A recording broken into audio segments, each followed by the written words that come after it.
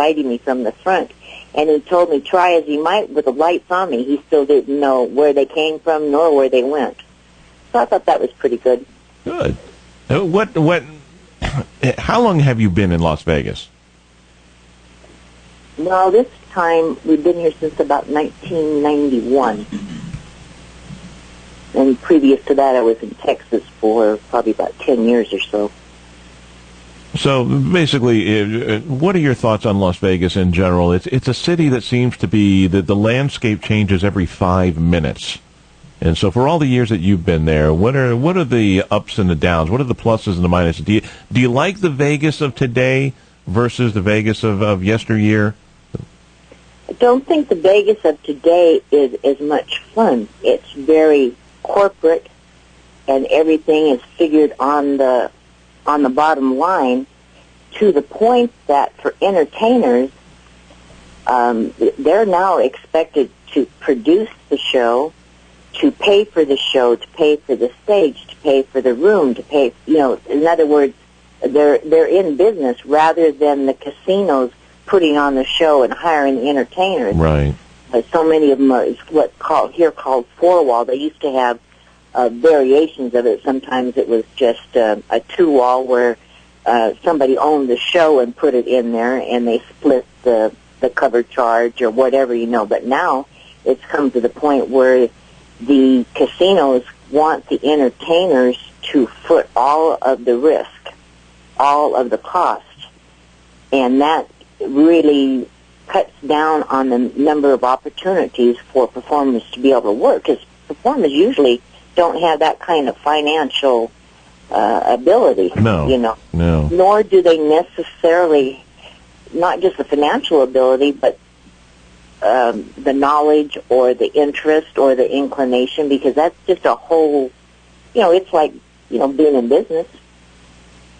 Yeah, but that's true, because back in the day of we're talking, 30 years ago and beyond, the business model was those hotels would spend almost in the sense that money was no object. They would put on the most elaborate shows that they could, and the bottom line wasn't to turn a profit. The bottom line was to get people in the casinos, because the casinos would always pay the bill.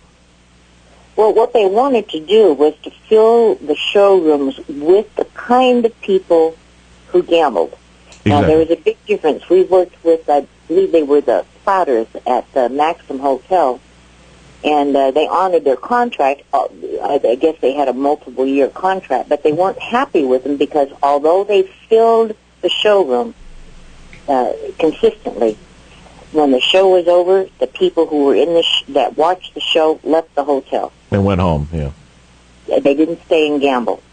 So burlesque shows and the showgirls and the extravaganzas brought in the kind of people who would stay and gamble. But now they don't seem to approach it from that way. I don't know what changed. Plus, shows in Las Vegas are so very expensive anymore that it makes you wonder, or I do anyway, how a family can come and stay and see much, because many of the shows are, if you get into a show for $75, you got yourself a bargain. Yeah. And the big shows, the Cirque du Soleil shows, those are in the well over $100 a ticket, and I believe Garth Brooks, they've gone up on him now to $200 and something. Yeah, see, I don't know. That's not for me. I mean, it's probably been about 10 years. I'm trying to think of when I was in Vegas. I went out there for my sister. She got married out there, so it was my trip, and I loved it. I keep wanting to go back. I've got to find the time and the money to go back. And when I go over to Vegas, I want to experience. I don't want Cirque du Soleil. I don't want Garth Brooks. I want to reach back and experience a little bit of the old Vegas if I can find it anywhere, So if I go to Vegas, I want to see your act, I want to see your magic, I want to see your burlesque, and then you and I hit the casinos and we play blackjack. That's what I want. Well, that's a difficult order to fill, And there are, occasionally there are some small shows, but like I said, they have to have a producer that has the money to back it, and hopefully they make some of their money back. Even these comedy rooms, there's a comedian named Terry Stokes. He's a comic hypnotist magician, and I worked with him in Fort Walton Beach many years ago, and he's been working the rooms here, and he's having a really tough time because he's got to do his show, find a room that he can put it in, pay for the help, and then after the show he sells his tapes, and that's where he tries to make a little extra money. And not everybody can do that, Are you performing at all on a regular or semi-regular basis? Only now and then. Only now and then? I just got finished doing a charity show or benefit show for the Veterans of Foreign War Club in Henderson, and that was me and 6 other magicians. No burlesque was all, but although one of the other girls was in burlesque with me some time ago, Georgette Dante, and she's now gone into the world of magic full time. And she just moved here this last year, and she came in from, it was either, I think it was Georgia, and I told her, Georgia or Alabama, but anyway, I told her, I said, Georgette, this is not the world that you remember when you left it. Right. Everything has changed. Plus, when the economy went so bad, they just laid off performers right and left. They were some of the first people to go.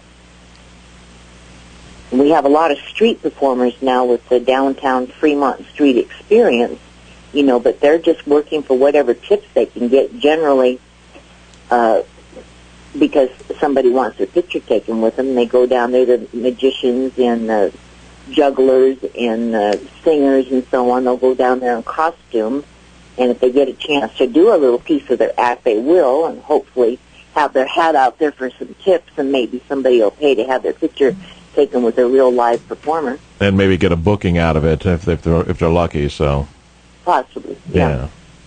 Okay, all right. So for me, it's become a hobby now. Right, because I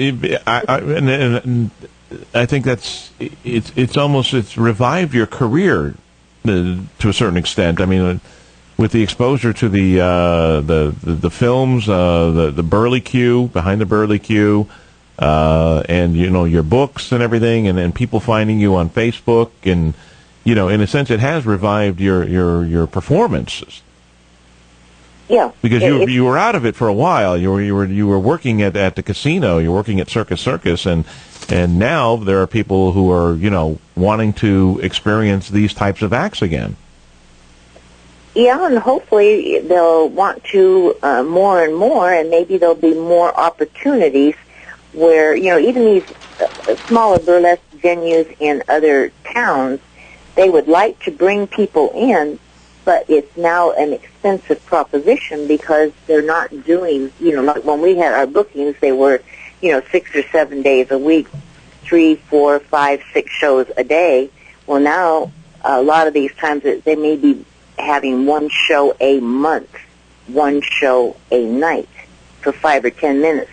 And it's very difficult for them to afford to bring someone like me in from out of town, pay for airfare, hotel, and give you anything, at all. Yeah. So it makes it sounds really great, but it doesn't work out as great as it sounds. Well, so whenever we do get an opportunity to, we're always happy to do it if we can. But most of us can't afford to go and do it on our own either, even as a hobby. It costs a lot of money to fly to Vancouver or San Francisco or wherever. So yeah, that's true. But I mean, you're still working on it locally, though. I mean, you're still getting back into the magic. You're acquiring more tricks and and doing local performances. Yes, I do the local performances, and then my husband and I, we travel around the country. We have a motorhome, a 40-foot motorhome, and my husband's a pharmacist, and he's a retired pharmacist, but he takes, I guess you could almost call it bookings here and there for several months at a time, and I will join him.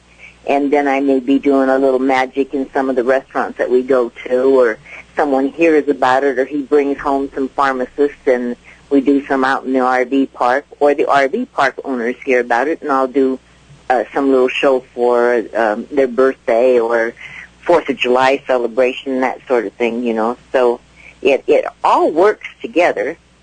And then, you know, if I find something went over well there, then I take it to the burlesque stage when I come back here for Exotic World in June. Or if something really goes over well on the burlesque end, magically speaking, I will take it into the magic world when I go and do something there. So one feeds the other, which is nice. I can experiment on people. Well, yeah, you're on the road, and you get to work out all the kinks and just find out what works, what doesn't work, and, you know, take the act in a whole new direction. Oh, yeah, yeah. So I get to do things, you know, that I wouldn't be able to do otherwise. It does open up opportunities and gives you a chance to meet people and talk to people. I love talking to the girls who show up for any of these events. It's interesting hearing what they're going through, and it's also really good for your ego. You know, it makes you feel pretty special. No. Let's get back to your writing real quick. And what is the Golden G-String? Well, the Golden G-String, I call it my trashy novel that's fiction, except that it has a lot of truth to it, in that it has the kinds of conversations that dancers do have in dressing rooms, the kind of boyfriend, girlfriend, agent interactions, and ambitions to become somebody. And a few of the characters in the book are kind of compositions of people that I've known through the years. You know, a love interest who's a con man, and a bit of a dazzler, and I've known several of those. You may have married one or two. I may have done that. That is an absolute possibility. What's the plot line of the book? The plot line of the book is that there's a girl named Charlie Champagne, and she is a burlesque, would be called now a burlesque legend, going to make a movie called The Golden G-String. And they're going to what they're going to do is they're going to audition girls in Las Vegas, and whoever has the best burlesque act will get to play a role in the movie called The Golden G-String. So they all are going to come here from different parts of the country, and it follows 3 of them, and trying to do the best act they can do so they can become somebody, hopefully somebody as successful as Charlie Champagne is. And, well, I don't want you to give away the ending of the book, but it's called The Golden G-String. I would ask people to go ahead and Google that and see if they can pick up a copy of that.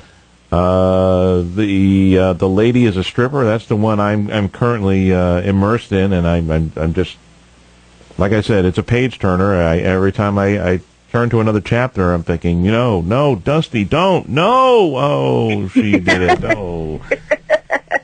I think Dusty used to say to herself every now and then, "Oh my God, why did you do this?" So, all right. So, and what about the latest book? I want to know more about blackjack, because apparently my lucky or unlucky number every time I play blackjack is 14. It's just, you know, whatever. No matter who I play blackjack with, 14 is what I always land on, and I can't take it anymore. So help me, please. What you're doing when you're playing blackjack is whatever your 2 cards are against the dealer's 2 cards, and you only see in one of the dealer's cards. So what you have, when you're going to take another card, you're trying to get to 21 without going over. Whether you take a card depends on what you see the dealer have as an up card. And if you had a deck of cards and you knew how to count, what you'd be looking for is a deck that was rich with 10s. If the deck is rich with fives and small cards, the dealer has a better chance of making their hand. Depending on the casino that you're playing in some casinos they have to stand on a soft 17, and some places they have to hit it. A soft 17 would be an ace and a 6. A hard 17 is a hard 17 would be a 10 and a 7. Nobody hits that.